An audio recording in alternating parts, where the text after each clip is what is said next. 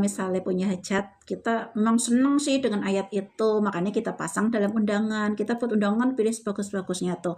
Termasuk kita ambilkan satu ayat Al-Quran itu. Setelah aku tahu ilmunya, setelah aku tahu sejarah itu, terus kita misalnya dapat undangan dari orang, itu ada ayat suci Al-Qurannya, kadang ada bismillahnya gitu, ditulis dengan lafaz itu bahasa Arab gitu kan.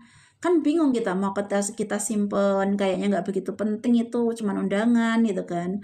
Kalau mau kita buang, kayak itu di situ ada ayatnya, ada asma Allah, ada lafaz-lafaz gitu, bingung kita jadinya gitu. Makanya aku berprinsip nggak akan misalnya bikin undangan atau apa gitu, nggak pengen menggunakan itu. Bukan karena kita nggak suka, justru karena kita terlalu cinta, justru karena kita terlalu sayang, kita hormati asma Allah itu, kita hormati ayat-ayat suci dengan tidak menggunakannya di undangan.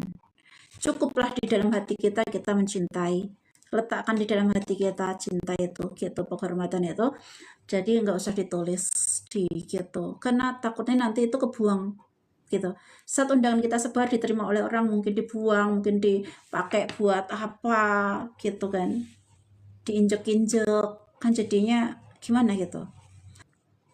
Mengambil hikmah dari sejarah yang sudah terjadi. Dulu aku belum tahu itu, tapi setelah aku tahu seperti itu, aku sekarang takut gitu kan, nerima itu surat-surat undangan itu. Kalau ada ayat-ayatnya aku bingung gitu, kayaknya tuh mau kita simpan, ya mungkin gitu, sesuatu undangan, cuman undangan ibaratnya gitu, mau kita simpan gitu, paling akhirnya nanti juga dibuang. Nah, padahal di situ ada ayat suci Al-Qur'an nih, ada penggalan-penggalan ayat suci gitu kan, walaupun itu cuma tulisan, tapi kita itu dari sejarah itu tadi, itu juga cuma tulisan loh. Lafaz Allah yang diambil oleh seorang pemuda itu tadi ya, seorang pemuda pemabuk itu tadi juga cuma tulisan di dalam kertas yang dibuang berserakan gitu di jalan, terus ditemukan dia dan dicuci, dan itu bentuk penghormatan, hanya lafaz itu kayaknya bukan hal sepele loh, tapi membuat seseorang itu diangkat derajatnya oleh Allah gitu, karena menghormati.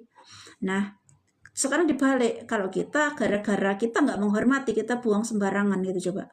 Nah, bahaya kan? Jadi kalau menghormati aja diangkat. Nah, kalau nggak menghormati gimana? Kalau dijatuhkan, ibaratnya gitu. Nah, tuh biasanya aku pakai ini. Kinclong kampun glowing. Ternyata aslinya kayak ngono to Mel. Ya Allah Mel, aku tertipu olehmu. Aku pun tertipu oleh diriku sendiri yo. Aku pun tertipu oleh efek iki.